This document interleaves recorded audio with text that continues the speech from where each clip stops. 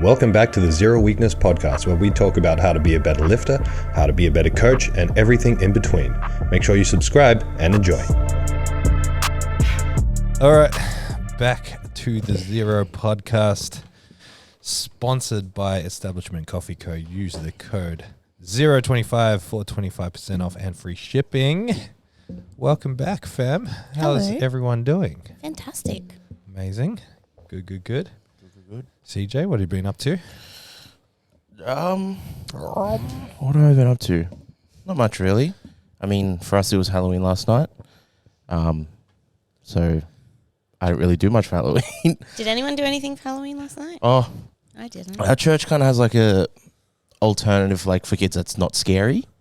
So me and my mate went as like fighters, and the robe I was wearing, I had a boxer's robe that I can't close anymore. I was like, okay, this is wow. I didn't realize I was that much smaller when I fought, but yeah, that's all I've been up to really. Kind of defeats the purpose, doesn't it? Halloween, but not scary. Well, it's kind of like Easter or Christmas, but no Jesus. Yeah. Or no Santa or no Easter Bunny, whatever you're into. True. I mean, yeah, that's supposed to not be the purpose. Thought-provoking. Right. Halloween's pretty messed up. Like the amount of times that people have put like razor blades in the candy. Yeah. Poisoning the the apples. Yeah. Anyway. It's like it goes against everything you teach your kids growing up. Like, don't take candy from strangers. And then Halloween, go to the stranger's house and ask for some lollies. Beg for candy. All of them. All this, yeah. Did you guys ever go trick-or-treating? Yeah, but Once, I think. It wasn't really a thing in I feel like it was Monday. pretty big in Christchurch. it was. Yeah. But I was just talking to Sammy, and like she was like, the amount of times we had to go home to empty their buckets because they got too much lollies. I'm like, where are you trick or treating? Yeah, I don't even see trick-or-treaters in Australia. Yeah, and so she said in her neighborhood it's huge. And Yeah, it is so, out in the suburbs. Yeah, so she went. She's like, we had to go home so many times to empty the buckets because there was too many lollies. Oh, boo-hoo. Yeah, I was like, wow, that's chaotic. Man, so you guys went to Fright Night. We did. That was so fun. And got the shit scared out of us by Shani, one of the members here. We didn't know it was her. Yeah, so what happened? So what happened was we went on a ride first. We went on a roller coaster because Fright Night hadn't officially started. And then when we got off the roller coaster, there's all these actors out in like makeup and walking around with like chainsaws and scary masks. It's actually terrifying. It's really confronting. You wouldn't think it'd be so scary, but they're right up in your face. And this one was terrorizing Paris, this guy with a chainsaw, and we're all having a laugh about that. And the next minute I turn around and this person in a devil mask is like right up in my face, terrifying James and I. And then they're like, Bridget. And I'm like, what the hell? And then James was like, yeah, they said my name too. And we were trying to work out who it was. And we're like, it must be someone from the gym. And then Paris figured out it was Shani because she saw her post a reel. Yeah. So she figured. So Shani never actually revealed herself. No, she wasn't allowed. She had to stay in character. So did you say afterwards, "Hey, Shani"? Yeah. Afterwards, we went up, and she's like, I walked up to her, and she's like, Bridget, it's me. But I can't say anything. I have to stay in character. That's awesome. So good. That would have scared the shit out of me. It was scary. Friday Night's fucking scary. Yeah. It's the combination of the two worst things for me. Theme parks and roller coasters. And rides. So Daniel and I went to one last year in America at Six Flags. It was like a spooky night kind of thing. It's the same concept. But they mainly picked on the kids. So they didn't come near us. Maybe it's because he was like bald and jacked and veiny. they didn't come near us, which I was extremely grateful for because I hate that stuff. Well, I love that sort of stuff. And even I was scared. But it's funny. By the end of the night, you're so exhausted and tired that you're just not scared anymore. Yeah. And you can even tell the actors aren't fucking, they're just like, Not into it anymore. Because it goes for about 5 hours, I think. Do you like theme parks? Do you like rides? So did you? I like rides, yeah. Oh, do you? Wait, so you don't mind heights? No, I don't mind heights. Oh, okay. No, I love rides, yeah. What about you, CJ? No. Yeah. Yeah, I can't do heights. It's weird. Actually, you're really bad with heights. I'm like crippling bad with heights. Like this reel came up on this girl that was a diver, like, you know, Free diver. Yeah. And she was in this massive indoor pool, like, and to get to the 20-meter board, it was like this skywalk that you have to walk across, and she has to be like cuffed to the rail, and she's walking across, like doing, like, explaining her stuff, and watching that, because she's literally like 20 meters like up, just walking above like an empty pool, getting to the up in the like, and I was just. Yeah, like proper my legs were like going. And I'm sitting there watching the video. Like even that gets me. So yeah. But the weird thing is like I love water slides. Yeah. Which is like you would say is like less safe than a roller coaster because Well, but like Can you do the water slides that are not a full tube? Like the ones that are exposed? yeah. Still like kind of like, frightening and whatnot, but like I can't get on a roller coaster. Have you guys been on that water slide? You know where you stand in there like this, like a pin, and then the floor drops away from you No, and I you just haven't. free fall? I've only been a Wet and Wild once in my life. Yeah, this one's at Dream World. I think they have a longer one at Wet and Wild. Yeah, okay. It's scary. Yeah. Yeah, you just wait for the floor to fall away. No thanks. Yuck. Not my But jam. James went on a roller coaster. I'd actually be really into that. I like Yeah, that stuff. so cool. Bro, I can't do rides Yeah. at all. After you got off, you said it wasn't that bad, and then I think you convinced yourself afterwards that it was worse than what it was. Like I've been to as a kid, I think anxiety gets worse as you get older, with that kind of stuff. Because in like the Netherlands, there's a park called Efteling, Yeah. and I'd go on all the rides there, and I was still scared. But now, as I get older, it gets worse and worse and worse. Yeah, I was I was on the live feed of the Nightmare on Moulder Street the comp I went to on the weekend. I did the live feed for the non-pro flats. And a couple of times I had like Jamie next to me or Lilley next to me, and I was asking them, and I was asking another guy that was doing it with me, do you remember getting nervous as a kid? Like when you're going up to do a sporting event, because there was a lot of like 14-year-olds. And same thing that you guys see here. We get a lot of kids come and lift. They never seem nervous. If you talk to them, they also don't seem nervous, or they don't say, I'm nervous. You become a lot more aware of that adrenaline and tying it to nervousness as you get older. I found the same thing in BMX. The older I got, the more aware I was of consequences. So like when you're younger, you just huck yourself down rails and do whatever, just pedal, and you don't think of the worst that can happen. And as you get older, you're like, here is a list of things that could go wrong based on all the times they have gone wrong. And you kind of have to, it's the same with lifting. I get under the bar and I'm like, okay, could tear my bicep, could tear my pec, could tear my hamstring. You have to sort of like drown out that voice. Do you get nervous competing? Nah. I get adrenaline, which is nerves. Yeah. But I'm not scared. Like I can control that because I'm aware of what's happening, which is just a skill. Like it's the same with any sport. Everyone gets nervous, but that nervousness is just a word to say adrenaline. Yeah. What about you, CJ? When your boxing fight, were you nervous? Yeah. Yeah? Yeah, that was the last time I was properly nervous. Because even for my comp, like I guess you could say I was nervous there. But I was also like living off the energy of the room. Like I love that. But for the fight, yeah, I was pretty, it's hard to say. I think it was, because the guy that I fought, we'd sparred a lot. So I knew I had him in the fight. I knew I could win. But it was still, now you're doing it in front of heaps of people and your friends and family watching, and it's being live streamed. Like that's kind of like the daunting part of it. But yeah, I'd say I was pretty nervous for that. Like that was proper, like I felt sick. Do you get nervous, Bridget? Before powerlifting comps, yeah, only until I do the first squat, and then I'm good. But as a kid, I never got nervous, like for sporting events. But anything, like we did plays, I did public speaking, all of that, I used to shit myself.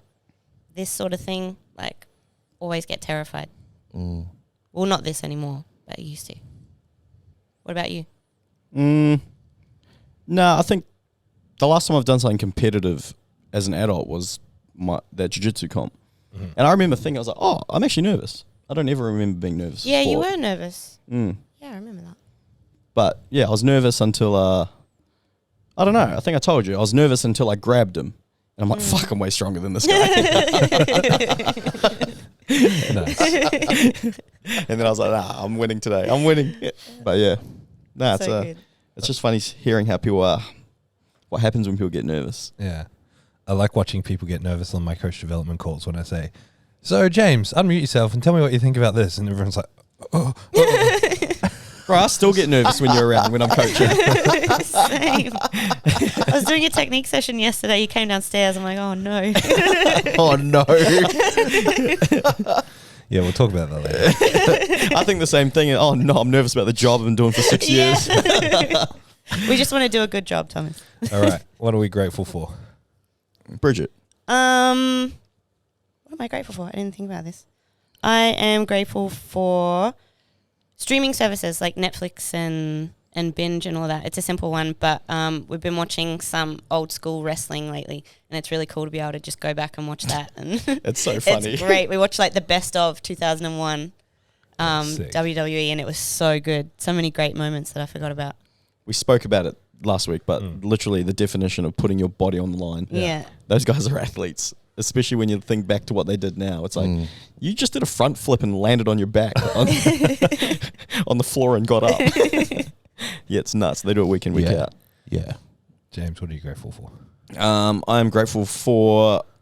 What am I grateful for? Flip, come back to me. Sorry, boys. CJ. I hate using this all the time. Family. But yeah, my friends. I'm Family. really grateful for them. I guess, yeah, like we're all like together last night talking, and we all kind of had a reflection moment where we were like, growing up as a kid, it would have been awesome to have like one of them as a best friend, like having up. Like I always had maybe one bestie growing up or whatever that, you know, I was just closest to, but like there's about 7 of us that are like such a tight group of friends. And I'm like, man, usually I thought as I'd get older, I'd have less friends. Like we'd all kind of go our own ways. And this is where I have like the most closest tight knit group of friends that we have. So yeah, we're all like very grateful. Nice. But yeah. That's nice. I am grateful for Nick Gleboff. For those who don't know, Nick is our our web/tech/advertising guy. You don't see a lot of him pop up on social media. You don't see a lot of him pop up on Zero social media because he lives behind a computer. But the guy is just so good. So good. He's been such an asset to Zero. He works so hard. You know, all of us, we have our faces and our names out there. He's just behind the scenes making the ship sail smoothly. So thank you for everything you do, Nick. Nick's the man. I'm grateful for podcasts. Nice. Do you listen to much music anymore? I do when I fly. Mm-hmm. Yeah, I listen to music when I fly and occasionally in the car. Yeah, okay. Yeah, I love a podcast. Podcasts and audiobooks. But I bounce between audiobooks and podcasts. What are you listening to at the moment? No audiobooks, just a podcast. But just enough. I'm always switching between. The main one I mainly listen to like hip hop podcasts. But the one called Rory and Mel. So I always listen to that. Don't miss an episode. So yeah, it's my favorite. What's it called? The new Rory and Mel podcast. Rory and Mel. Yeah, it's just Who are they? just two. Like one of them's like, what's the word? He's like he's a producer. Mm-hmm. And then the other guy, he does like public relations for like music artists. And the stories are cool, and the way they talk about hip hop with such like, the way they talk about hip hop is how I like to talk about hip hop. So yeah, it's cool. Yeah, awesome. I'm a big fan of like alternative history theories and ancient apocalypse kind of stuff. Graham Hancock, that sort of stuff. I listened to a few podcasts on the big drives between Sydney and Bathurst on the weekend. That was great. Yeah, it's Don't sick. get time to do that enough these days. So it was really nice to fill my conspiracy cup. All right, who's got some quotes? It's not conspiracies, the truth. That's right. They're It's not hard. theories. It's hard facts. They're not theories. CJ, you got a quote, brother? No, I haven't. I will. Sometimes when you have a problem, the solution is to find someone with a bigger problem and help them solve it. Oh, I like that. So kind of just giving you perspective. Maybe your problem isn't the end of the world. Yeah. And yeah. Okay. All right. The more we value things outside our control, the less control we have. Mm-hmm. Very true. Exactly right. If you care about what other people think, you will always be their prisoner. Nice. Mm, I like that. yeah.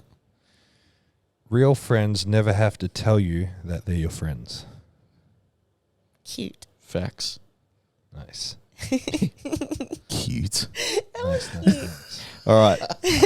Tom, bro, you want to touch on the competition you went to in the weekend? Yeah. Nightmare on Moulder Street? Yes, a nightmare on Moulder Street too. Ooh, a little bit of midriff there. Show for the audience. Midriff. They got to pay for that.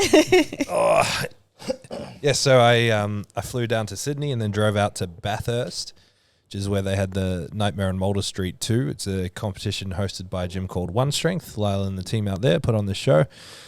It ended up in like just a warehouse because what had happened was he's building a gym out there and they'd been messed around by council. So the gym hasn't opened in time. So he booked the Bathurst showgrounds, and then a couple of weeks before the comp, they're like, oh, sorry, we double booked by accident. Whoops. And so he had to like scramble to find a new venue. So props to Lyle and the team for putting it together with the mess around that they had with the competition venue. So it was a money comp ran by WRPF. So not too dissimilar from the Zero Pro in the sense that there was a pro flight. The pro flight was the only one that was up for money. And the money they gave away was 80 grand over 2 days. So 25 for first, 10 for second, and 5 for third, male and female. So we had Lilley Riley competing in the female pro flight. And then we had Joseph Whitaker, Matt Stenzel, and honorary mention to Josh Takua as well. So it was a fun little comp. Lilley ended up with a 277 squat, 125 bench press, and 240 deadlift. Insane. So that gives her the number 2 82 kilo total in Australia and the number 5 ever in the world as well. 642? Yes. So I have a feeling, I could be wrong, Keita Crisp, is she number 1? No, I think it's she's a 75, isn't yeah, she? it's Jamie Morris. Yeah, okay. Jamie Morris has her total from maybe Pro Raw or something like that. So yeah, Lilley crushed it. She had a great day. She missed her second squat on depth and then came back and got it on her third. She got all 3 benches, all 3 deadlifts, and the 240 deadlift has been like a bit of a. She's tried it 5 times and failed it 5 times, and she did it very easily, comfortably on the day. So good. She was happy to walk away with that. So good on you, Lilley. Walked away with 5 grand, had a great competition out there. Now it's about building into what happens next year. I think she's got the Ghost Clash in April over in Florida. You going to go over for it? Yeah, planning to. And then on the men's day, Josh, like I said, we don't coach Josh, but everyone knows Josh is a lifetime Zero guy. He trains out of our gyms. He had a really good day. I think he squatted 320, benched 192, and deadlifted 330. Yeah, which were all comp PBs, I think. Yeah, 842. 842 at under 90, and he went 9 for 9, I believe. Yeah, he had a great day. Oh, wow. Had a really, really good day. Let's go. What a monster, eh? Yeah, all his lifts, besides bench, his squats and deadlifts looked conservative. There was definitely a little bit more in both his squat and his deadlift. So that was great for Josh. Stenzel squatted 345, benched 185, and that's the end of his story. Didn't have the best time on deadlifts, aka bombed. He opened on 310, which was fine. Strength-wise was fine. He went into it maybe a little bit too complacent, and he got pulled out of position. You know, in sumo where you just get pulled forward. Lost balance, so he didn't get it up. So then he went out to his second one, and it was perfect. Like, position was perfect, coming up fine. But both his thumbs tore really bad. And so he tried his best to tape them up and go out for a third attempt, but he just couldn't hold on. It was too painful. Too painful. And plus, once you tape up, the tape slips real bad unless you tape it like crazy. So unfortunately, he didn't walk away with a total, but he wasn't going in to break any records. We had a lot of good chats around his psychology coming into the comp, just because Stenzel has always been very competitive, and he's always at the top of his game. When he competes, he's always like fighting for a win. And this was the first comp he was coming into in what he can remember where he was coming into the comp for himself. There was no pressure on the actual competition, and it was feeling a bit too relaxed. So we had a couple of deep and meaningfuls around all that, which was good. I like that sort of stuff, both from, Stenzel, my best friend, from a friendship perspective, but also it's a more thought-provoking and challenging coaching conversation to have, because it's an elite athlete problem. It's not an everyday lifter kind of problem. So that was cool. And he had a great trip with his family. He's got a newborn or an infant, and they took her to like Dubbo Zoo, and they had a great road trip and had a great time. So I don't think he's too upset. There wasn't a lot of pressure on him. And then we had Joseph. Big Joseph squatted 415. He then went 455 and 462, which he squatted both of them comfortably, but called on depth on both of them. He benched 262.5, and then he deadlifted 362.5. So there was a bit of a kerfuffle that happened where what happened, he missed his second and third squats, and he was unhappy about it. So after the fact, he went and contested the lifts, and the lifts got overturned, or one of the lifts got overturned, so the 455 got overturned. So then he went from fourth place up into second place on projected Wilks. In first place was Yuri Balin, because Yuri was competing. But Yuri tore like a hamstring or an adductor or hip flexor or something on his squat. So the deadlift was always going to be a question mark. Anyway, Joseph was comfortably in second after bench press. And so the deadlifts, Yuri ended up not being able to deadlift well. He pulled conventional and only ended up with 325. Originally, he was opening on 415. So his dots dropped, or his Wilks dropped way back and put him into fourth. So that meant Joseph was now in first. And so it was head-to-head with Joseph and the two other lifters to go for first place. And in the end, we pulled that 362 because that secured first place on the third deadlift. So Joseph had thought he had won, and then there was a complaint about the overturn of his lift, and then it got overturned again. So he went from fourth to first to third, which, I mean, it was a bit of a kerfuffle in general, but when there's $40,000 prize money on the line, you can see how emotions would have been running high. You can see how some people would have been quite upset. You can see where he would be upset. You can see where the competitors would be upset. So I'm obviously staying very neutral in this conversation while I describe what happened, because a lot of people have asked me, and I'm refusing to put anything in writing because then people make their own context and take screenshots and send it around. But that's essentially what happened, and I'll leave it at that. So who were the top three in male and female overall? So in the female, in first place was Sarah Rainbow. I mean, she's unbelievable. Everyone could have guessed that from a mile away. In second place was Jamie Morris. I rapped Jamie, so I'm going to claim that second place. Is that Jigsaw Jamie? Jigsaw, she's a monster. Jamie Jigsaw. Yeah, she just finished filming for Gladiator as well. She was filming Gladiator through her prep. Like the game show Gladiator. Yeah, so her name's Chaos on Gladiator. Oh, that's cool. So that comes out soon. You can watch Jamie the powerlifter on Gladiator, and then Lilley Riley in third place. In the men's division, in first place was Patrick Marson. In second place was Mitch Lee, and then third was Joseph Whitaker. Yeah, the lifting was pretty wild. Well, you said Pat Marson squatted 400? 400.5, which is the all-time under 90 squat. That's unbelievable. Yeah. And under 90. Yeah. let that sink in. Yeah, that's unbelievable. Very impressive as well, because he missed it on his second. Got buried by it. And so we were all like, oh, there's no way he's coming back on his third. And he came back and just grinded it out. That's sick. And Mitch Lee, where's he from? Same thing happened to Yuri. So Yuri missed 385 on his first. Got not stabled by it. He came up about halfway and then just slowed down and stopped. Then he skipped a second. We're all like, is this guy just skipping and getting more rest, or is he pulled out? And then he came back on a third and got it. Mitch Lee is from Tasmania. Very, very, very impressive lifter. I don't think for anybody listening, I don't think people realize, or people follow powerlifting long enough to realize how good Yuri Balin is. No. Remember when he almost won Big Dogs at 103 kilos? Yeah.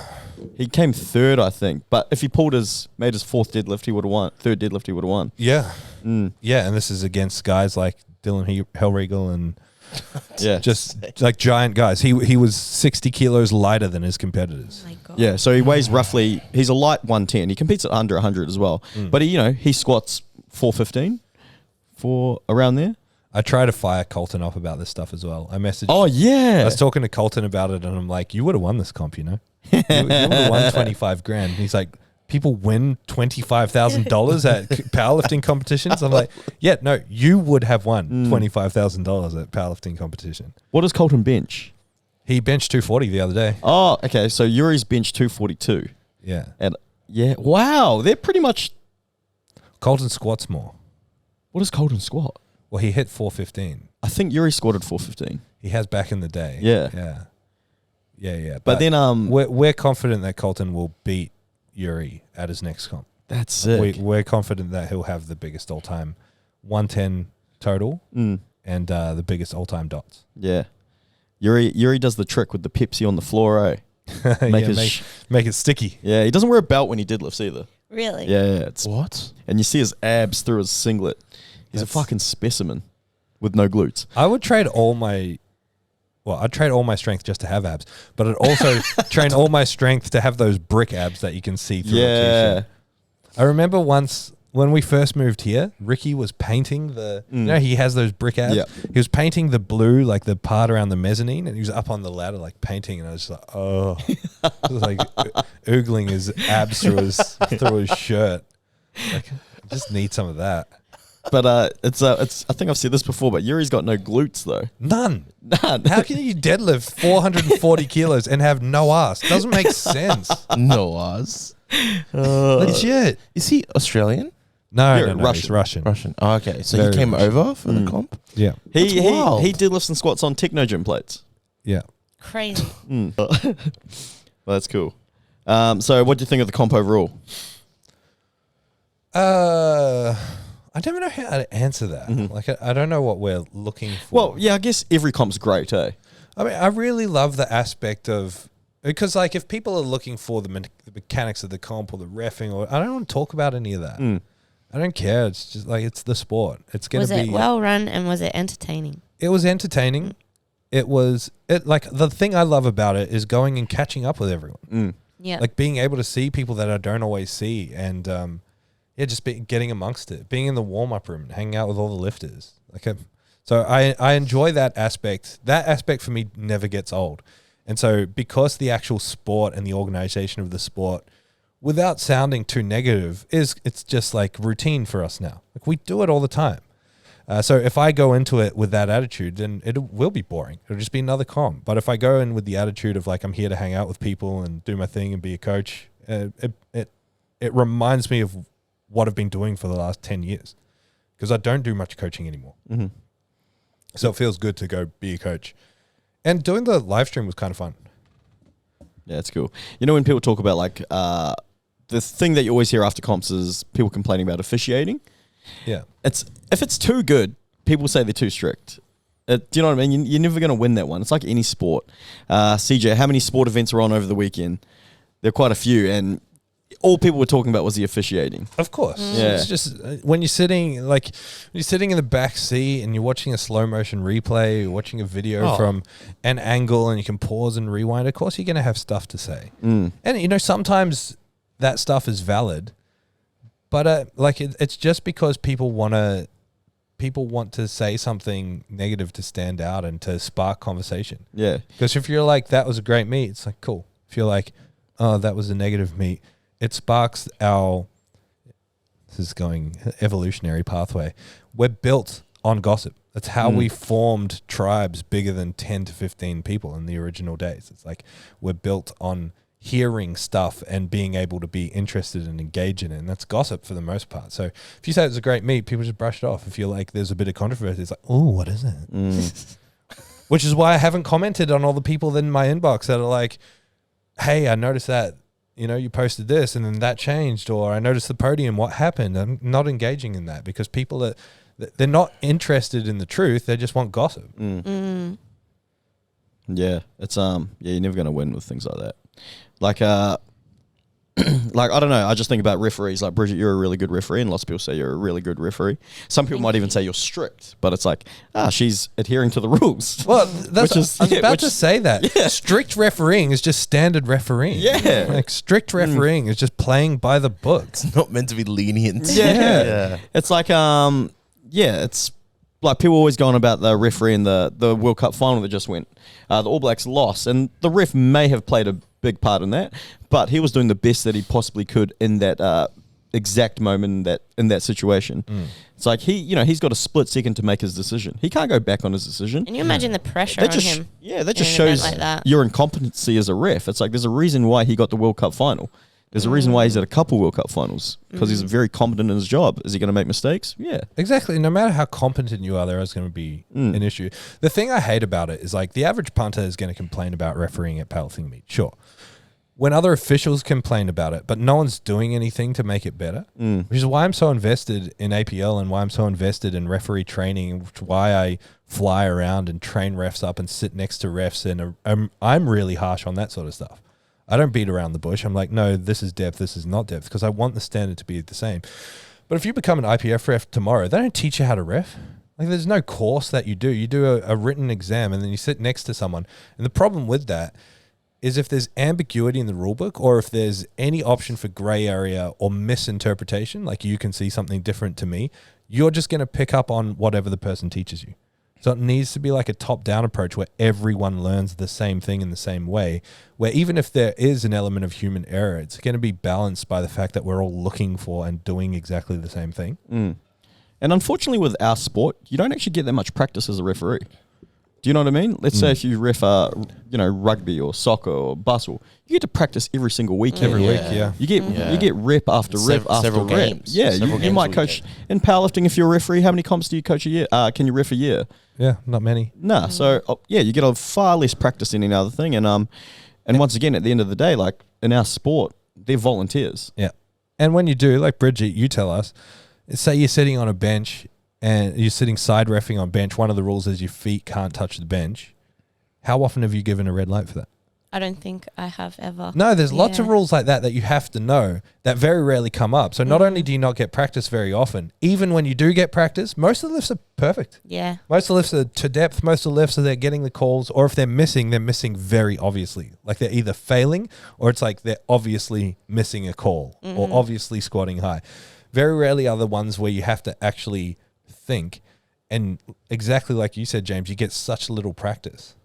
Which is why we're creating a course where there's a lot of practical stuff on video. Like, here's a whole bunch of squats. Tell us what's high and tell us what's good. That sort of thing. Idea. And people will have to do that yearly. None of this, you become a ref and then you're just a ref. Because I've worked with plenty of people that are like, oh, yeah, I've actually been reffing in this federation for 15 years. I'm like, cool, you've got 15 years of bad practice because they never taught you how to do it right. And it's not a dig at the person. It's a dig at the federation. And we've all fucked up in that regard. No matter what federation you're in, because no federations do it. And if we're going to make this sport, more accessible, if we're going to make it more attractive to people and attractive to sponsors, we do have to make it more professional. The only way we're going to do that is by training up people properly. Have you seen the debacle going on about the IPF thing? The IPF in a debacle. Very uncharacteristically. The APU deadlift refereeing rule. Oh, no, but why is everyone putting down their deadlifts really gently? Yeah, so one thing I've always hated in powerlifting, is this whole control the bar to the floor thing. And you'll notice when I do a lifters briefing anymore, I never say like, you don't have to put it like, I used to always say that thing, you got to control it to the floor. You don't have to put it down like it's glass, but, show some control. Because it's so ambiguous. What the fuck does it mean? How loud is too loud?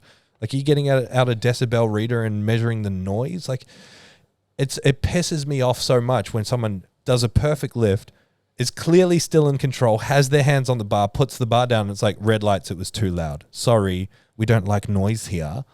Like, get fucked. No way. And so in the IPF rulebook, the stipulation is you can put it down however you want as long as your hands stay on the bar.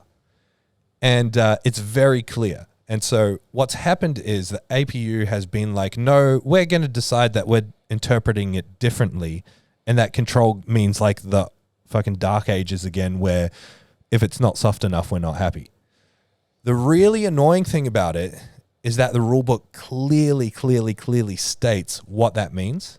And it's because people don't understand English. So when you're reading written English and you see EG, what does it mean? Example. For example. Okay.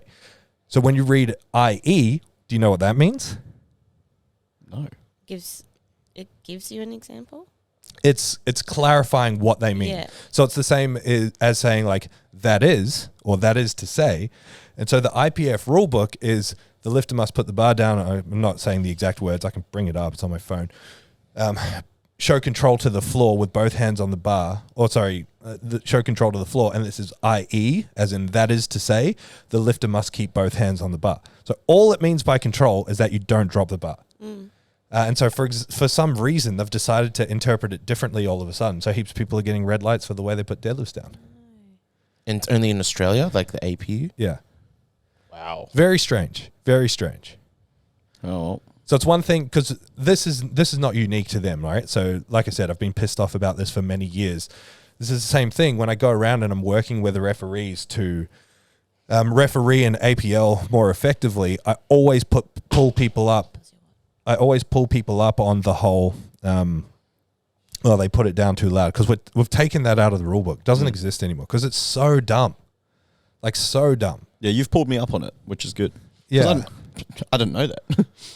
Yeah, but this is the thing. It's like we accept the rules, but we never question them. So if we're to have the conversation, it's like, why should that get a red light? Yeah. Like, why? Yeah. See, I understand dropping the bar because that could indicate that you've lost your grip and therefore you've lost control. But just putting the bar down, I mean, everyone knows. Try and put your max deadlift down quiet. Not only is it silly and like impractical, it's also dangerous. Yeah. You don't want to control an eccentric deadlift. That's where people hurt their back. Yes. Because I watched the comp at Newcastle Barbell. Yeah. I just watched bits and pieces of it. And I was watching it because I was so confused. I was like, why is everyone putting it down? Bro, people were terrified. Why are they putting it down like they're lifting on a basketball court? Yeah, because if you... Stop. That's good. I'm going to pay that. So good. Oh, fuck. What was I going to say? Yeah, I think a few people got red lights for it, and then everyone was just scared. They're just like, it's not worth it. Yeah, so it's silly. And again, I'm not trying to demonize that particular Fed much,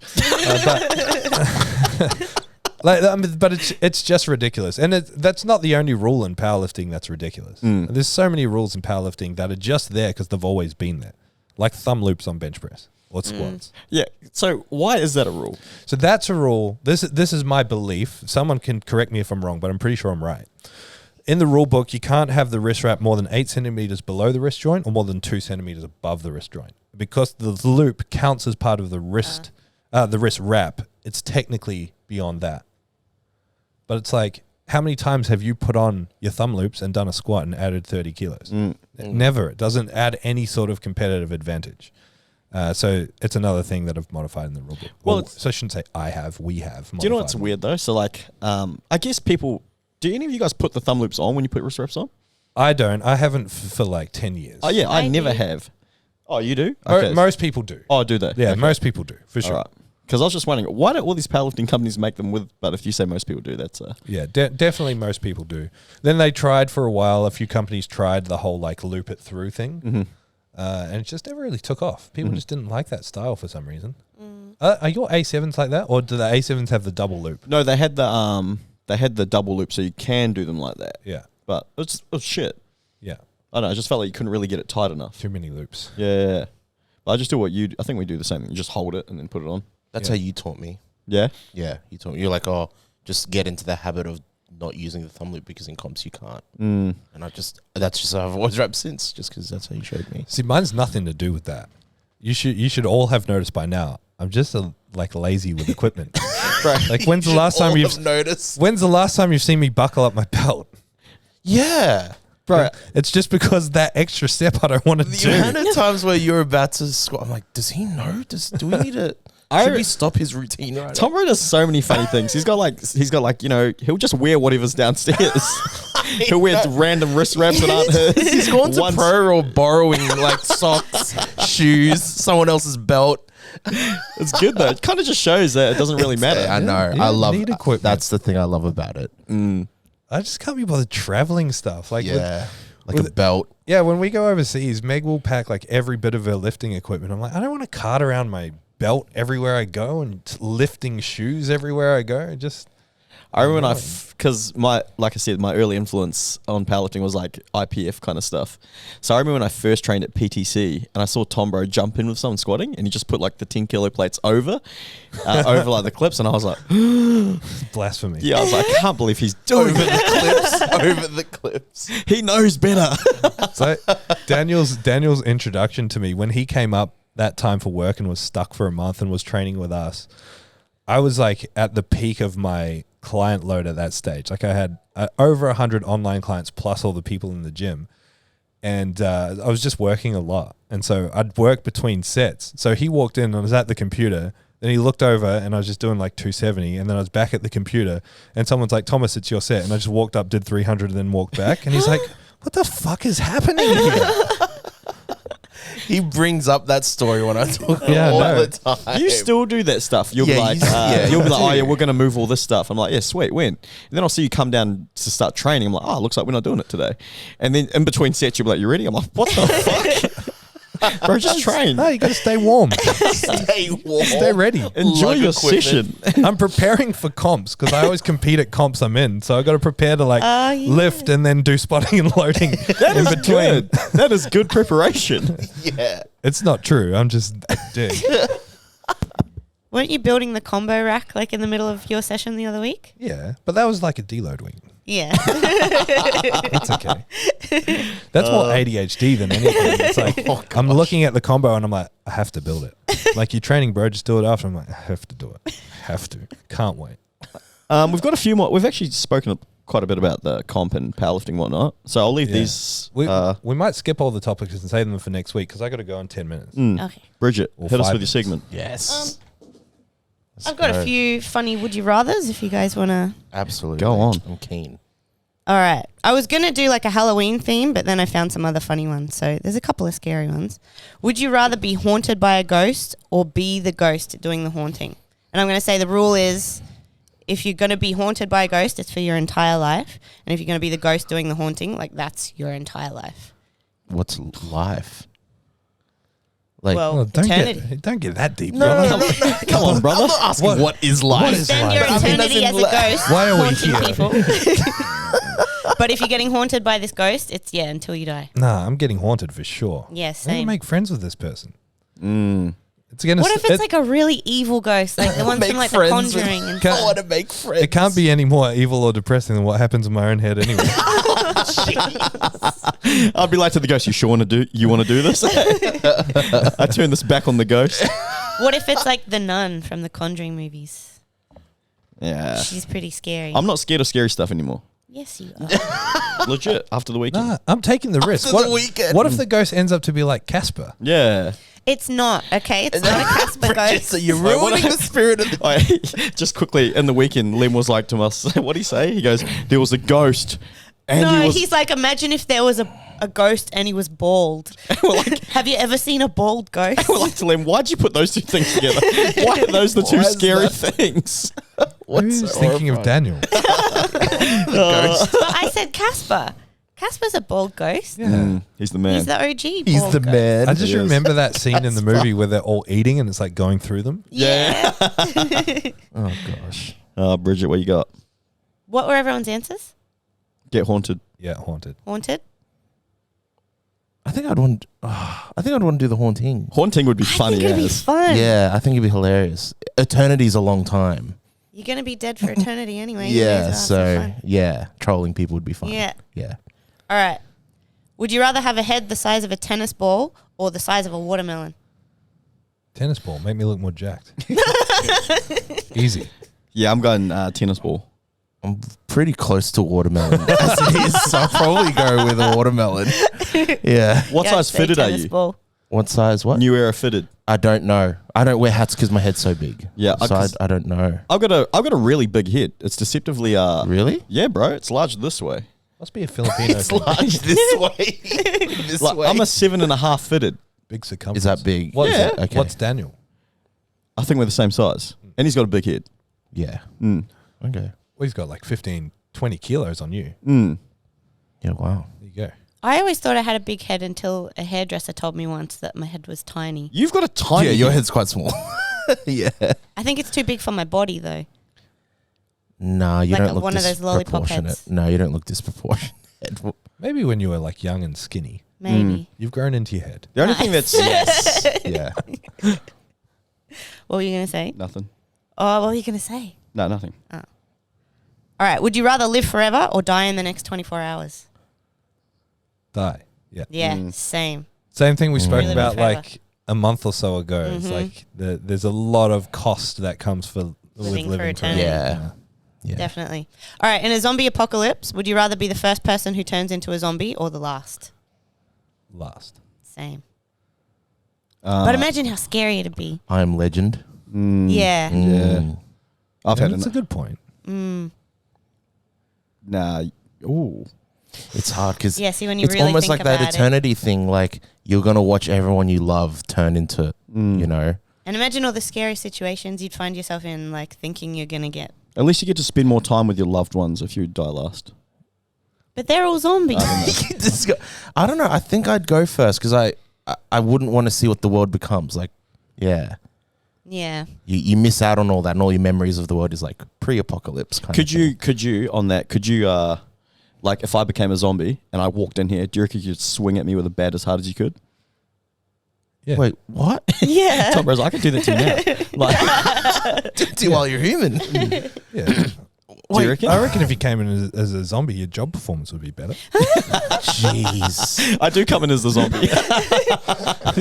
Zombies probably sleep more than you do at this stage. No. If everyone becomes a zombie first, at one point, then I'll be the strongest lifter in the world. No, but zombies will be stronger. Yeah, but they won't be able to hit depth. They'll be too stiff. Too stiff. We don't. No one needs to hit depth anymore. All right. Let's leave it there. I got to do right. this call. Nice. Awesome. Good job, team. Bye. Thank you so much for listening to the ZeroW Podcast. If you want more information, head to our Instagram, @zero_weakness. Hit the link in the bio for all of our services and any information on upcoming workshops and events. Don't forget to leave us a 5-star review so we can have a broader reach and answer more people's questions. Thank you once more.